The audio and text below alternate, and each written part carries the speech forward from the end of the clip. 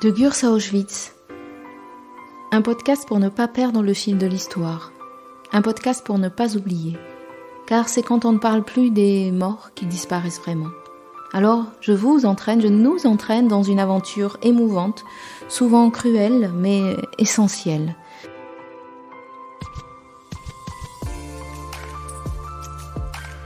Dans ce 4e épisode, nous allons nous intéresser à la construction et l'administration du camp de Gurs. De mars à avril 1939, en seulement 42 jours, le camp est construit sur le territoire de 3 villages, Gurs, Dogne et Préchac-Josbé. Les entreprises locales sont réquisitionnées par l'administration départementale des ponts et chaussées. Car il faut faire vite, les conditions de vie des réfugiés espagnols empilés sur les plages du Roussillon sont épouvantables. Alors, le terrain est argileux, donc on le draine, mais pas assez. On goudronne une roue centrale de 2 km, 428 baraques sont installées de part et d'autre de cette route, organisées en 13 îlots. Surface totale, 79 hectares. Les îlots sont ceinturés de barbelés, le camp également. Capacité d'hébergement, 18 500 personnes. Gurs se classe ainsi 3e plus grande ville du département après Pau et Bayonne. Mais fabriqué à la va-vite, avec des matériaux trop légers, le camp d'accueil deviendra vite inhospitalier.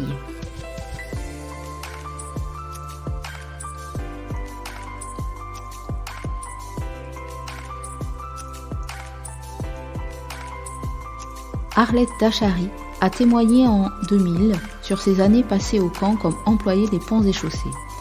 Bordelaise, elle arrive dans la région en décembre 1940.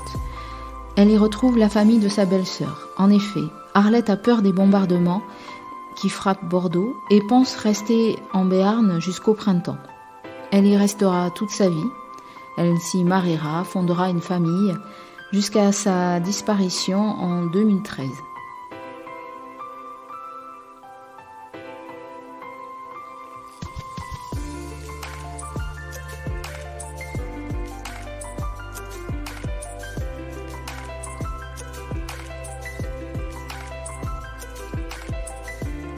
Arrivé ici au début, puisque ma belle-sœur s'était mis dans l'idée que je ne sais pas pourquoi que ça serait fini au printemps.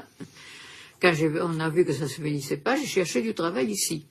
Et on m'a dit, oh mais vous n'allez trouver qu'au camp de Gurs.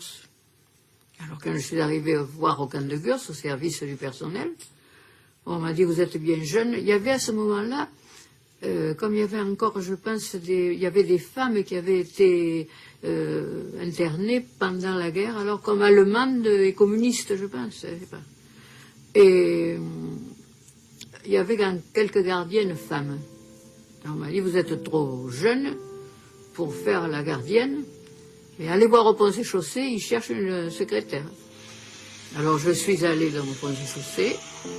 Là, il y a un jeune homme qui s'occupait du personnel qui m'a reçu. Ah, il m'a dit, on vient d'embaucher quelqu'un, mais enfin, laissez-nous votre nom et votre adresse. Et puis, peut-être 3 semaines après, il avait oublié, j'avais dit à ma belle-sœur, tu penses, il a pris ça sur une feuille volante, il va le perdre. En effet, mais il s'était rappelé le nom du village où j'étais et mon prénom, simplement. Alors il a demandé, il y avait pas le téléphone partout à cette époque, il y avait le téléphone dans la cabine téléphonique du village. Et il a téléphoné là, et c'était une parente à ma belle-sœur, justement, qui avait cette cabine. Quand il lui a dit, ah oui, c'est une parente à moi, je lui dis, ben dites-lui qu'elle se présente demain au bureau à 7h30, c'était un samedi matin, au bureau des ponts et chaussées au camp. Et c'est comme ça que je suis rentrée au pont et chaussées au camp. Il était auxiliaire lui aussi, il est parti très vite d'ailleurs parce qu'il était dessinateur de métier et il a trouvé un emploi de dessinateur à Pau. Je crois qu'il s'appelait Lahutte, Monsieur Lahutte. Oui. En rien, je dis que j'ai été embauchée en réalité par le planton espagnol, le Regno, que nous avions au camp, parce que c'était donc un samedi matin. J'ai trouvé une pile de lettres à taper, je me suis mis au travail, et puis vers midi, tout le monde s'est envolé, là, les jeunes, il y avait une bande de jeunes gens qui travaillaient là, ils se sont envolés vers les camions qui partaient sur Oloron et sur Pau, parce qu'on ne travaillait pas à l'époque le samedi après-midi. Je suis restée seule avec le planton espagnol. Alors je lui ai dit, mais on m'a pas dit si j'étais embauchée, s'il fallait revenir ou pas. Oh, il me dit, revenez lundi. Et le lundi, je suis revenue, j'ai continué à travailler, et j'étais embauchée comme ça. Sans contrat, sans rien, ça se passait à l'époque. Le 22 mars 1941, le trajet entre Bassanès et Gurs, au début, en vélo. Il y a quelques côtes, mais enfin ça va. Il fallait monter la côte de Gurs pour arriver à Gurs, en venant de Navarrense. J'habitais avec ma belle-sœur chez ses parents à Bassanès. Et puis quand l'hiver est venu, comme c'était quand même un hiver pour faire la route en vélo, ma belle-sœur m'avait trouvé une chambre au village chez des parents à elle. Alors j'ai vécu à Gurs, au village, je rentrais tous les soirs au village, puisqu'il y avait en messe, on mangeait au messe au camp. Et après, quand même, j'ai eu un appartement qui s'était libéré dans la baraque des Ponts et Chaussées, parce qu'il y avait les bureaux, puis il y avait les appartements au fond. Et alors j'ai habité au camp à partir de 43, je pense. Ah ben, c'était une baraque, elles étaient toutes de la même dimension. Elles avaient, je crois, 24 mètres de profondeur sur 6 peut-être de large. Alors il y avait des bureaux de chaque côté en entrant, un grand bureau où travaillait le personnel, puis 2 autres bureaux, puis des chambres et des petits logements de 2 pièces, chambre et cuisine au fond. Et au début, quand je suis arrivée, il y en avait beaucoup qui travaillaient là, qui rentraient à Oloron tous les soirs, qui étaient des Oloronnais de l'administration, mais qui venaient travailler à Gurs, et qui rentraient à Oloron tous les soirs, à bicyclette aussi. Bicyclette ou avec les camions, quand il y avait des camions qui se repliaient sur Oloron. Et le reste au camp, il fallait toujours qu'il y ait un fonctionnaire titulaire qui restait, parce que comme les ponts et chaussées avaient le service d'incendie du camp, il fallait qu'il y ait toujours quelqu'un là. Alors dans les titulaires, il y avait l'adjoint technique qui était là, parce que il y avait un ingénieur qui dirigeait le camp, mais il avait une autre subdivision, parce qu'il n'avait pas que le camp, il avait des routes aussi. Alors il était à Oloron, et il venait 2 ou 3 fois par semaine au camp. Mais il y avait un adjoint qui était au camp, qui devait rester au camp. Au début, il y en avait 2, quand il y avait beaucoup de travaux encore, de construction de logements pour le personnel du camp alors. Et puis après, il n'y en a eu plus qu'un. Et il y avait un surveillant dont et un adjoint qui se relayaient pour rester au camp tout le temps. Quand il y a eu moins de travaux à faire au camp, parce qu'on construisait des appartements dans les baraques du premier quartier pour les inspecteurs de police qui travaillaient au camp. Il faut vous dire qu'à ce moment-là, quand je suis arrivée, les gardes mobiles partaient, quittaient le camp, et c'est devenu du personnel civil. Et ce personnel civil, il y avait comme chef de camp un commissaire principal de police, M. Kayser, je me rappelle, le premier à l'époque. C'était des Alsaciens lorrains qui étaient réfugiés, qui avaient été chassés, si vous voulez, d'Alsace et Lorraine par les Allemands. Quand les Allemands sont arrivés, il y a beaucoup d'Alsaciens lorrains qui sont partis. Et beaucoup ont été embauchés au camp. Dans le personnel, beaucoup étaient de l'Est ou du Nord aussi de la France, ou alors des gens qui se sont trouvés en zone libre, quand il y a eu la zone libre et la zone occupée, qui n'ont pas voulu revenir en zone occupée. Alors ce personnel du camp, ce personnel civil, ça a été soit des gens du reste de la France qui ne voulaient pas partir en zone occupée, soit des gens d'ici qui n'avaient pas de travail. Il y avait du chômage aussi à ce moment-là. Qui n'avaient pas de travail et qui sont rentrés comme gardiens ou inspecteurs au camp. Le sous-chef de l'époque du camp, c'était M. Hans, qui était aussi commissaire de police, mais à un degré, il était plus jeune que M. Kayser. M. Kayser était commissaire principal, lui. Et lui était adjoint. Et puis, il y avait aussi des gestionnaires, un gestionnaire qui était M. Gruel, à un moment, qui est devenu chef de camp après, quand M. Kayser a changé d'endroit, il est parti ailleurs. Et quand M. Gruel n'a plus été chef de camp, ça a été M. Hans, à nouveau, qui est devenu chef de camp. À la Libération, c'était M. Hans qui était chef de camp. M. Gruel, non, je pense qu'il était expert comptable, qui venait d'ailleurs, je ne sais pas. Il y avait une ou deux, vers la fin, il y avait une ou deux secrétaires dans les bureaux du camp administratif, mais il y avait beaucoup surtout des hommes. Hein. Des hommes qui ont été démobilisés en zone libre, qui ne voulaient pas repartir en zone occupée. Et on avait pas mal aussi d'officiers de réserve qui avaient souvent, qui étaient chefs de service dans différents services du camp. Les ponts et chaussées, comme la poste, on n'avait rien à... Si, le service du camp, les directeurs du camp demandaient aux ponts et chaussées, on voudrait tel et tel travaux, ou signaler, les barbelés sont coupés à tel endroit, il faut les refaire, vous voyez, où il y a des douches à réparer, ils demandaient des travaux. Nous, on entretenait le camp. Mais on avait des chefs des ponts et chaussées, on n'avait rien à voir, on était indépendants, si vous voulez. La poste et les ponts et chaussées, on pouvait considérer que c'était un État dans l'État, des États dans l'État. On avait des chefs qui étaient dans l'administration, on n'avait pas... le camp ne venait que demander certaines choses. À la poste, au début, il y avait 2 personnes titulaires, 2 femmes, et elles avaient comme aide, elles avaient des postiers espagnols. C'est-à-dire, dans les réfugiés républicains espagnols, il y avait pas mal de postiers, et ils travaillaient là à la poste du camp. Ah, et dans l'administration du camp, les internés, il y avait des internés qui travaillaient dans les bureaux, d'abord pour le problème de traduire. Parce que quand il y a eu tous les juifs allemands qui sont arrivés, il fallait quelqu'un pour traduire. Les gens de là, à part les Alsaciens-Lorrains qui savaient l'allemand, il n'y avait pas beaucoup de gens qui parlaient allemand. Moi, j'aurais pu aller dans les îlots, mais je ne suis jamais allé dans les îlots, moi, quand il y avait du monde. Les collègues, par contre, eux, y allaient pour leur travail. Quand j'arrivais de Navarins ou après de Gurs, quand j'habitais Gurs, comme j'arrivais par la porte, ce qu'on appelait la porte nord, c'est-à-dire la seconde porte du camp, je rentrais avec mon laissez-passer. J'avais mon laissez-passer, mais les gardiens me connaissaient à la longue. Je passais par là et j'arrivais vers les bureaux. Sinon, je pouvais passer par la route extérieure, le chemin, la route nationale extérieure et rentrer par la porte principale. C'était une route, là, les centrales, 1 km 900. Dans la partie administrative, il y avait tous les services. Il y avait les ponts et chaussées, la poste à côté, et puis la direction, les services de direction du camp et les autres services.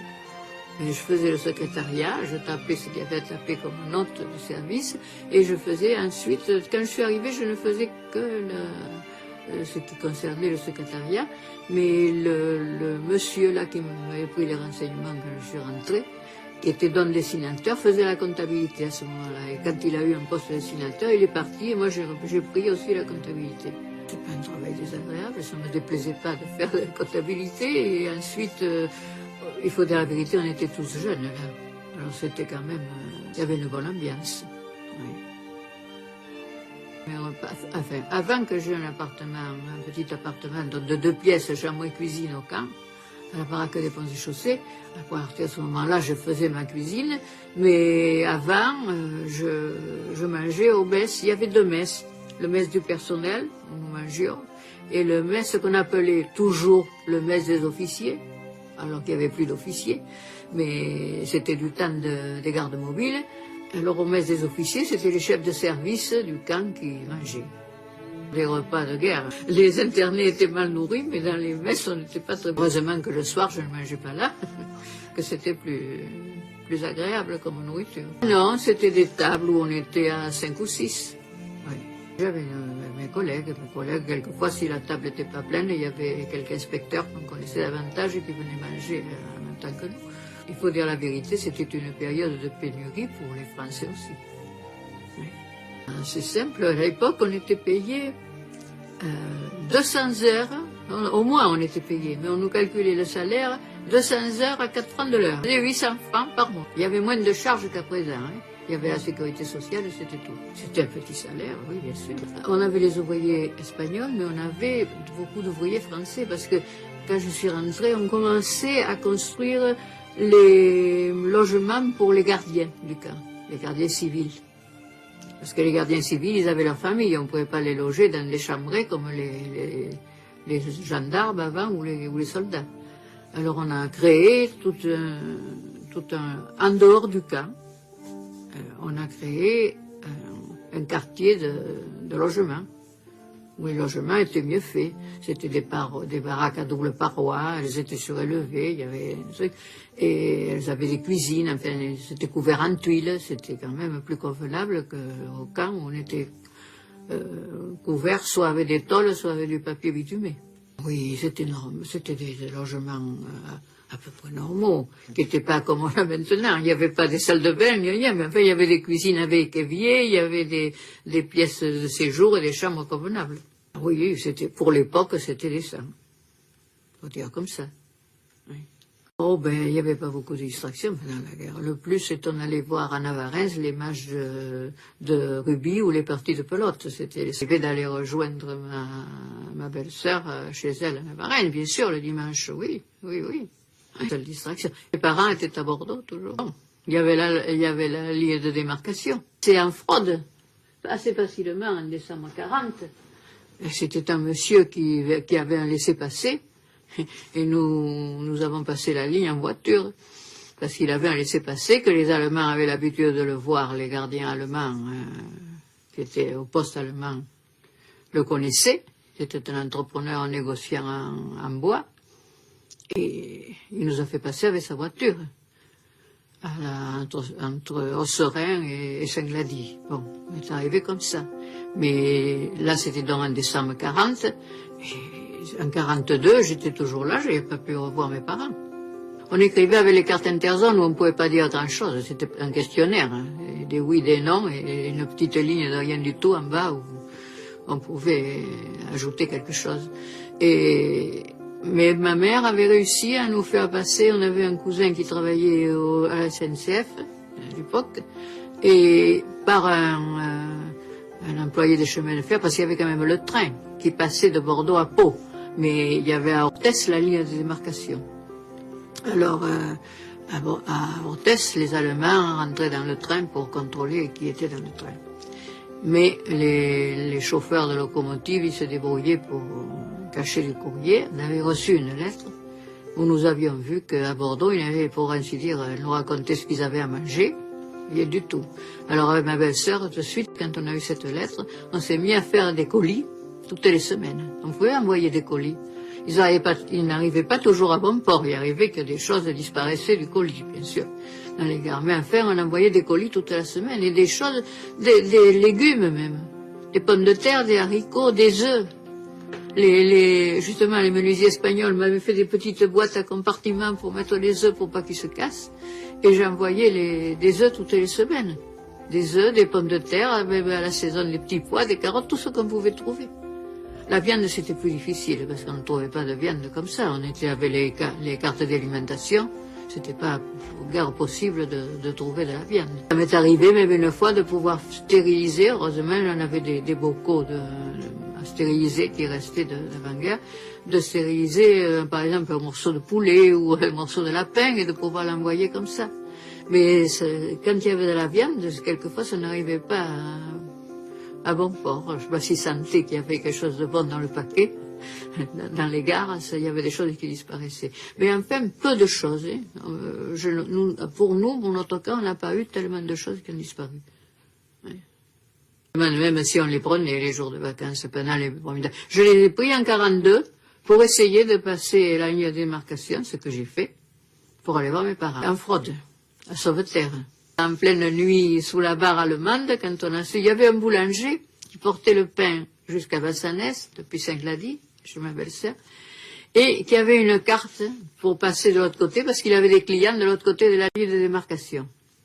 Alors il s'était renseigné sur les passages des Allemands, parce qu'il y avait les postes de garde, mais la nuit, il restait pas là. Il y avait des patrouilles. Et alors, il savait qu'à cette heure-là, il n'y avait pas de patrouille. Nous sommes partis avec un vélo. J'étais avec une belle-sœur à mon frère, qui voulait regagner Bordeaux aussi.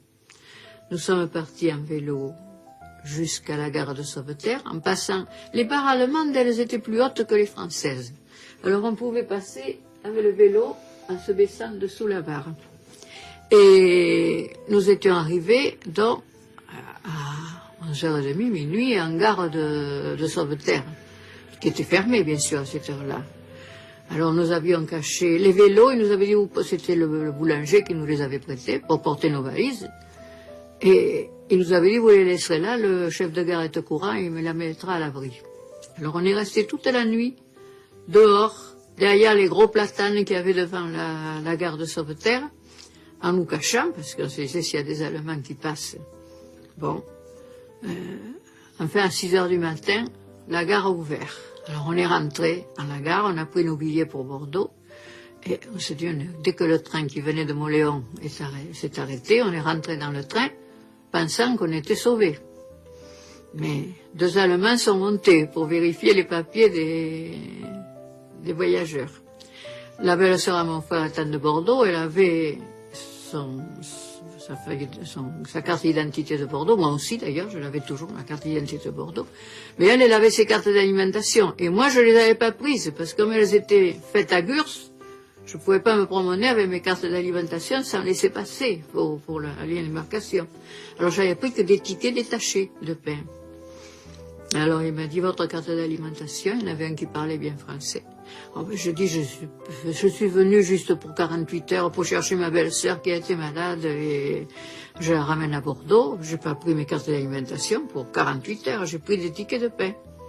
Ah bon? Oh, il n'était pas dupe sûrement, mais enfin, il est resté un grand moment à nous parler, là. Il essayait sans doute de nous faire perdre contenance, mais on n'a pas bronché.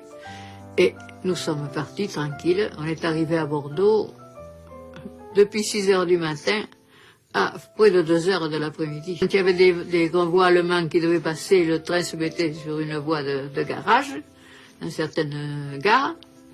Enfin, on a mis tout ce temps pour arriver à Bordeaux. C'était vraiment très, très mauvais comme ravitaillement à Bordeaux. Je suis restée quelques jours, mais il s'agissait de rentrer à mon travail. Et là, j'ai dû repasser à nouveau la ligne de démarcation. Je l'ai passé à Saint-Palais, où j'ai vécu après de longues années, mais à l'époque, je n'y passais pas. Je l'ai passé à Saint-Palais avec un passeur, alors. Ouais. Voilà. Il fallait faire comme ça, il n'y avait pas d'autre système. Entrer à temps à mon travail. Oh, c'était pas sévère, hein. Même si j'avais eu un jour de retard, on ne m'aurait pas licencié pour ça. Ils avaient il faut que je vous explique. Quand on a construit le camp de Gurs, quand les ponts et chaussées ont construit le camp de Gurs, une fois qu'il a été terminé, ils l'ont remis au génie militaire. Ils n'ont gardé que l'entretien des pompes à Dogne qui étaient au bord du Gave, la station de pompage pour alimenter le camp en eau. Là, c'est eux qui ont gardé ça, le fonctionnement de ça.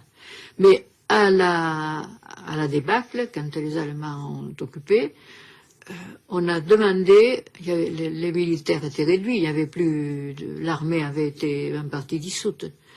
Et on a redemandé au service des ponts et chaussées de reprendre l'entretien du camp et la construction de ce qu'il y avait à construire. Alors quand je suis arrivée, ils finissaient de construire 3 maisons en dur pour le directeur, le sous-directeur et le gestionnaire. Et puis ils faisaient dans des baraques au premier quartier, ils avaient construit d'autres baraques comme les baraques de bureaux, pour faire des logements pour les inspecteurs. Et ils commençaient à construire de l'autre côté de la route alors, un lotissement, si vous voulez, il me semble qu'il y en avait 24 baraques de logement pour les gardiens et leurs familles. Et de l'autre côté de la route, hors les barbelés du camp, quoi. Oui. Si vous y passez au camp, il y a toujours les 3 maisons en dur qui avaient été construites à l'époque. Elles ont été vendues à la fin du camp, quoi, à des particuliers qui les ont achetées. Et le travail d'entretien était très important, parce que imaginez que le camp avait été construit pour une durée courte. On pensait que ce serait 6 mois ou 8 mois pour des hommes, pour des soldats. Et il y a eu 2 hivers qui étaient passés dessus. Alors, imaginez qu'il y avait beaucoup de réparations à y faire. Et entre autres, ce qu'il y avait à y faire, surtout, c'était les chemins entre les baraques. parce qu'il y avait de la boue quand les Juifs de Bade, du pays de Bade, du Palatinat sont arrivés, les pauvres gens, ils étaient dans la boue pour aller d'une baraque à l'autre, pour aller aux fameuses tinettes qu'il y avait au fond de chaque îlot. Et ils étaient dans la boue. Il n'y avait pas d'autre système. Alors on a commencé, quand je suis arrivée, déjà il y avait pas mal de chemins empierrés qui étaient faits. On avait tous les camions qu'on avait à notre disposition qui allaient chercher des cailloux au gaz. Et même on employait des bouviers du village qui allaient chercher de la pierre au bord du Gave et qui l'apportaient avec les chars et les vaches au camp.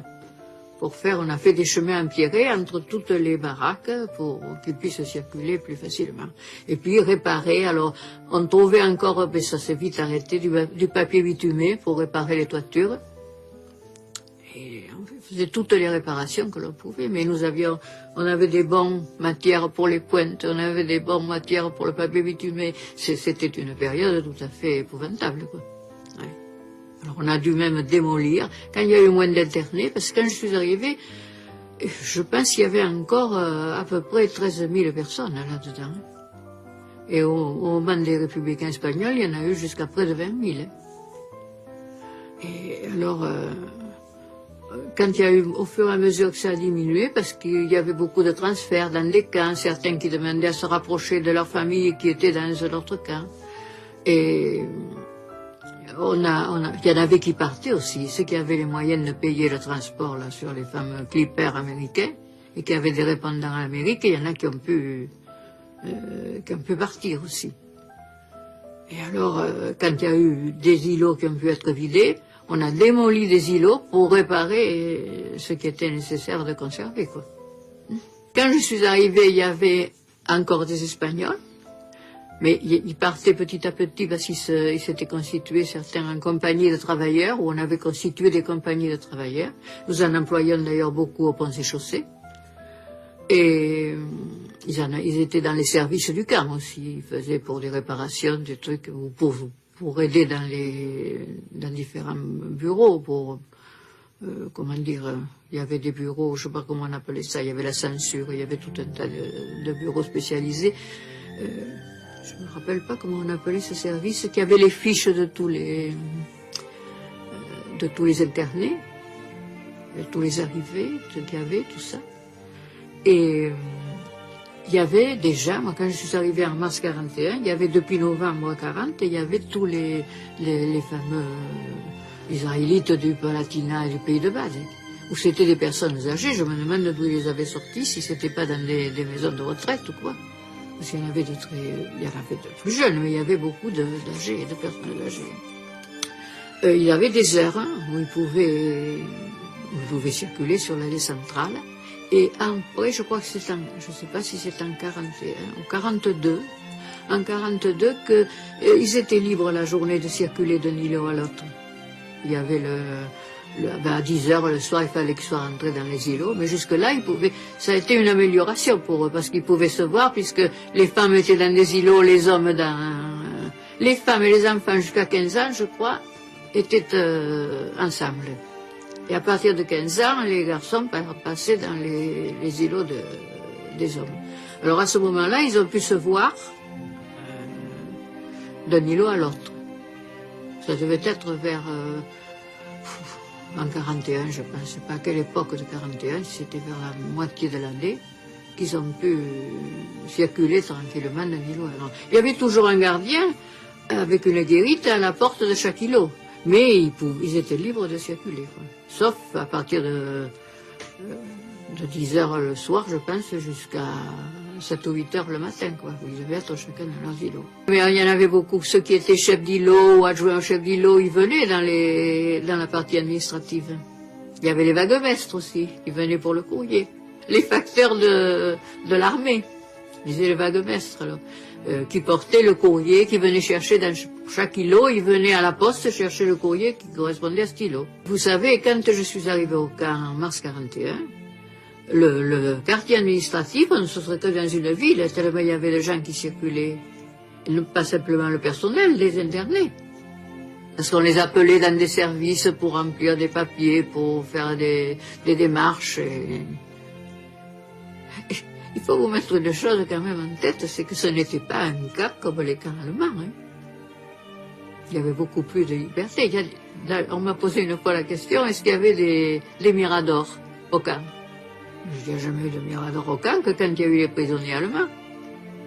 Dans l'îlot où on a mis les prisonniers allemands, les soldats allemands quoi, qui ont été pris à la libération, là, ils ont été gardés à nouveau par des gardes mobiles qui sont venus. Et là, l'autorité militaire nous a demandé de mettre à chaque coin, à 2 coins, en diagonale de cet îlot, des miradors qu'on a construits en bois. Mais il n'y avait jamais eu de miradors au camp, jamais. Il y avait des barbelés, à hauteur d'homme, je pense. Mais il y avait des barbelés à l'extérieur qui étaient assez importants, 2 ou 3 rangées de barbelés, et puis autour des îlots, ils étaient moins importants. Mais il y avait quand même 2 rangées, je pense, autour des îlots de barbelés. Sur les internés, nous avions des souvenirs précis. Les internés, on a eu d'abord les Espagnols, donc je vous dis comme planton. Vous avez le planton d'une administration, il faisait les courses, les trucs dans le service. Bon. Et il entretenait les bureaux. Et ce planton, il avait droit à une chambre dans notre baraque. Alors c'était très demandé de devenir planton dans un service, parce qu'il n'était plus dans l'îlot, il logeait dans la baraque. Et malgré tout, ils arrivaient à avoir un peu plus de ravitaillement. Bon. Ensuite, nous avons eu, donc, le premier que nous avons eu après les Espagnols, ça a été Schwartz, qui malheureusement, lui, est parti avec... a fini sa vie sûrement dans un faux crématoire, je suppose, le pauvre. Il parlait impeccablement le français. Il était parti d'Allemagne pour la Belgique, au moment de toutes les histoires qu'il y avait en Allemagne. Et il travaillait dans une grande maison de tissu, Bouchara, en Belgique. Et il venait très souvent en France, à Lyon, pour des soirées, des histoires comme ça.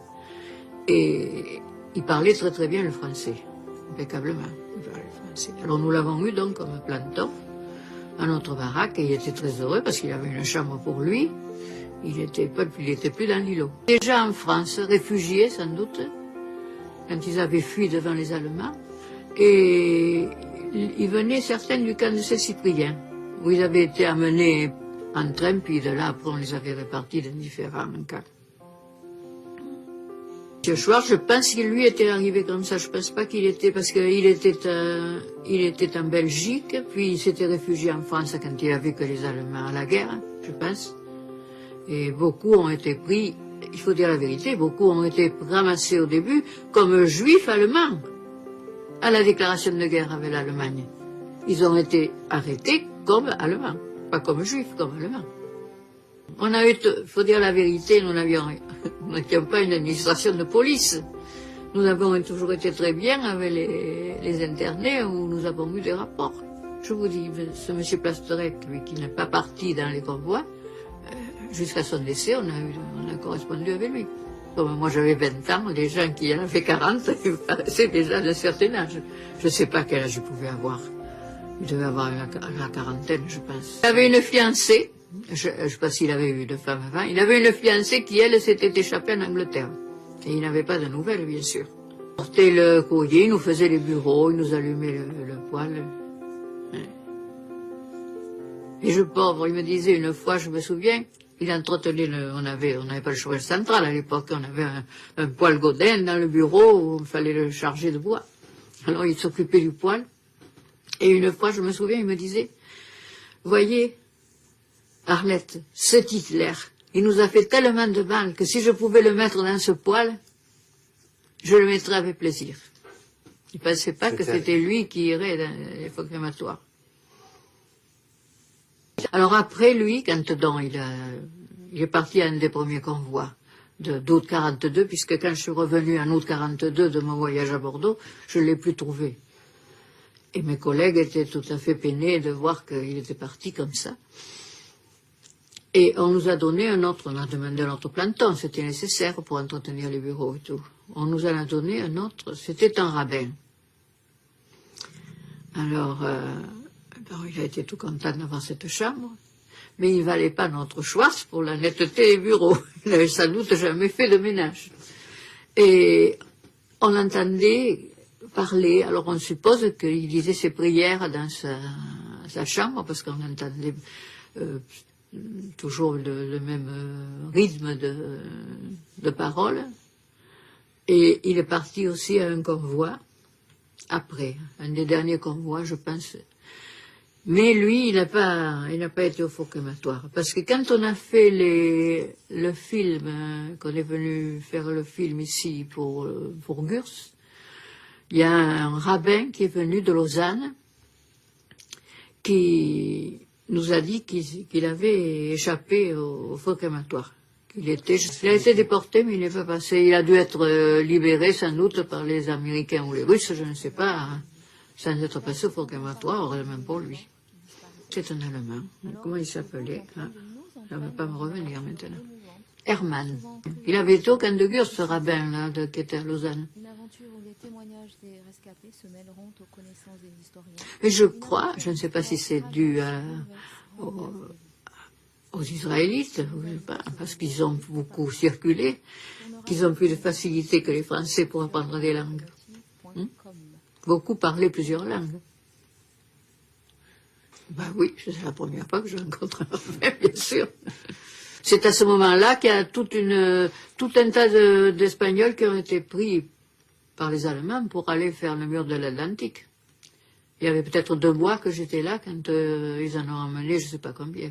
Mais on a pu en garder quelques-uns quand même pour nos travaux, ceux qui avaient un métier comme menuisier, maçon, serrurier, tout ça, tous ces métiers-là, on a pu en garder quelques-uns. Ah non, je parlais pas l'espagnol, mais j'avais beaucoup de collègues qui étaient dolorants, qui parlaient espagnol, très facilement avec eux. Petit à petit, il faut dire la vérité, c'est quand même proche du français, du patois d'ici que j'avais entendu assez chez mes belles-sœurs. J'arrivais à les comprendre et à parler un peu mal, mais à parler un peu avec eux, oui. C'est à partir, sauf un certain nombre qu'on a pu garder, de ceux qui avaient un emploi très important, manuel dans l'administration, on a pu les garder. On avait surtout des menuisiers. Les premières femmes espagnoles sont arrivées. Ah, il y avait les femmes juives, oui, dans le cas. Mais les Espagnols, les premières Espagnoles sont arrivées à peu près à ce moment-là, quand les Allemands ont pris la zone occupée, parce que là où il y avait des Espagnols réfugiés dans cette partie de la France, ils les ont envoyés en zone libre. Alors on en a un certain nombre qui sont arrivés, mais pas un grand nombre. Hein. Madame Villalba vous le dira, elle. Mais pas un grand nombre sont arrivés au camp à ce moment-là, en mars 41. Il y en avait qui en partaient, parce qu'il y en avait qui demandaient à partir, parce que, je vous dis, ils avaient d'autres internés, d'autres parents dans d'autres camps d'internement. Il y en avait au camp de Noé beaucoup, parce qu'il y avait un hôpital au camp de Noé. Alors, entre autres, ce monsieur Schwartz, il avait sa mère et sa sœur et sa petite nièce qui étaient au camp de Noé. Vers Toulouse, pas. Non? Il n'y avait que les Espagnols et les Juifs. Non. C'est-à-dire, pour les femmes, Madame Villalba vous le dira, comme il y avait très peu de femmes espagnoles, on les a mis dans une baraque qui était des femmes juives, dans les autres baraques. Parce que par îlot, vous aviez une vingtaine de baraques par îlot. Et surtout après, quand le camp a été presque vidé, là, fin 43, on a promené dans les îlots pour voir comment c'était, ils avaient planté, il y en avait beaucoup qui avaient planté, on allait voir, ils avaient mis des fleurs autour des baraques, certains. Oui, mais moi, non, j'allais pas dans les îlots. J'en avais pas besoin pour mon travail, et puis, non, je n'y allais pas. Je n'avais rien à y faire. Ils ont été très mal logés au début, puisque ce camp qui était construit pour peu de temps avait souffert pendant 2 hivers. Alors, vraiment, c'était pas... Et au début, je pense qu'ils étaient avec de la paille, hein. Et puis petit à petit, on leur a donné des chalits. Et je ne sais pas ce qu'ils ont eu, s'ils ont eu des paillasses, des histoires comme ça. Et chacun avait son chalit. Au début, quand ils étaient dans de la paille, peut-être, je ne sais pas. Et c'était pareil pour les Espagnols. On les a mis au début, ils devaient avoir de la paille. Et puis petit à petit, comme il y avait pas mal de menuisiers, ils ont fait des chalits. Et alors au début, les baraques n'avaient pas de vitres. Elles avaient des ouvertures, des volets de bois qui se soulevaient, qui s'ouvraient. Et alors là, quand il y a eu tous ces gens qui sont arrivés, où il y avait des personnes âgées, tout ça, ils ont demandé petit à petit, les œuvres les ont aidés, ils ont fait des fenêtres en vitrex. des fausses vitres, un ersatz de vitres, je ne sais pas comment c'était fait. Et alors ils ont... d'abord, c'est des œuvres qui leur en ont mis dans certaines baraques, et puis après l'administration, quand les ponts et chaussées ont repris l'entretien, on a fait des vitres, en vitrex bien sûr, pour pas que ça soit cassable, dans les baraques. Il pouvait au moins fermer le froid et y voir dans la baraque. Des poêles, sans doute, je suppose. Il y avait un poêle par baraque, mais c'était le bois. Alors le problème était là, c'est que souvent, pour se chauffer, ils ont démoli des morceaux de baraque. Alors quand on a démoli des îlots pour améliorer les baraques, on s'est aperçu en démolissant une baraque qu'elle n'avait plus qu'une ferme. Une ferme, vous savez ce que c'est, la ferme, non? La ferme qui tient la toiture. Et les baraques en bois, il y avait des fermes de loin en loin pour supporter le toit. Alors, on pense qu'ils avaient démoli pour se chauffer. Et c'était camouflé plus ou moins par le papier bitumé. Alors on s'est demandé comment le papier bitumé et les lattes qui le soutenaient avaient tenu alors qu'il n'y avait plus qu'une ferme dans la baraque. Pas écroulé, ça tenait. C'était léger, vous comprenez, ça tenait à peu près. Oui. Alors il y avait une baraque qui était la baraque administrative, si vous voulez, de l'îlot, où il y avait le chef d'îlot et puis les différentes infirmières, les différents services qui s'occupaient d'eux. Et il y avait les cuisines, ce qu'on appelait les cuisines, où c'était comme des cuisines militaires, je pense, avec des grosses chaudières là. Alors, ils faisaient cuire leur soupe. Ils faisaient la cuisine dans les îlots. On leur donnait le ravitaillement, ils faisaient la cuisine dans les îlots. Qu'il nous a toujours soufflé à nous, notre service, parce que on ne comprenait pas comment. J'ai vu, par exemple, quand c'était la saison des carottes, on voyait des camions entiers de carottes qui se déchargeaient dans l'îlot, comme ça, hop, par-dessus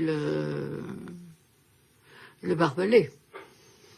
Et après, bon, d'autres fois, on a vu des citrouilles, des quantités de citrouilles, des choux, des histoires comme ça. Au lieu de leur donner quelque chose pour faire une soupe, quand même, il faut plusieurs sortes de légumes. Il y avait des cantines, hein, ceux qui avaient un peu d'argent, parce qu'ils devaient déposer tout ce qu'ils avaient quand ils arrivaient, mais c'était inscrit tout, et ils avaient droit à prendre une certaine somme par mois, sans doute, je suppose, ou par semaine, pour acheter des denrées. Ceux qui avaient de l'argent, il y en avait bien qui n'en avaient pas, sûrement. Il y en avait qui en avaient beaucoup, il y en avait qui n'en avaient pas. Il y a eu de tout, il y a eu des gens qui avaient de l'argent, parce qu'il y a eu beaucoup d'argent déposé à la Banque de France ici à Oloron. Et oui, le camp n'avait pas les moyens de garder quand il y avait de grosses sommes, ou des bijoux, je ne sais pas, n'avait pas les moyens, n'avait rien de sûr pour le garder. Alors, il y avait même, j'ai entendu dire ici par d'anciens employés de banque, qu'il y avait des banques qui avaient des dépôts chez elles et qui leur portaient de l'argent au camp. C'est curieux parce que, malgré tout, vous savez, tous les gens qui avaient assemblé, il n'y a pas eu d'épidémie dans le camp, hein. Il y a eu des cas comme ça de malnutrition. Alors, c'est simple, le carnet le registre du camp, ça, on n'a pas pu le sauver, je ne sais pas qui c'est qui l'a eu. Ce registre où il y avait tous les décédés du camp. Et il y avait souvent carence, comme sont morts de carence, par quelques cas exceptionnels. Ben, il y en avait eu 1170, d'après M. Pasterek. Il y a peu d'Espagnols. Il y a eu quand même une vingtaine d'Espagnols, parce que je pense que dans le tas des militaires espagnols, il y en a 2 qui ont dû arriver blessés ou malades, et qui sont morts là au début. Mais c'est surtout des Juifs de cette époque-là qui sont décédés.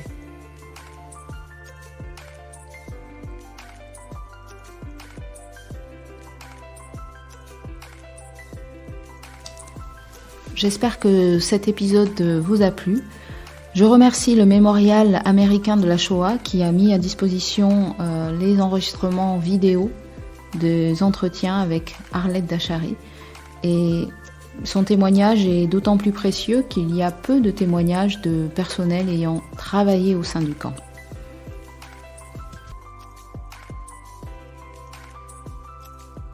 Une aventure où les témoignages des rescapés se mêleront aux connaissances des historiens. Une aventure où l'histoire traverse, bouleverse, renverse des vies. Je vous invite à ce voyage 2 fois par mois. Pour ne rater aucun épisode, inscrivez-vous sur enlocomotive.com. À très vite.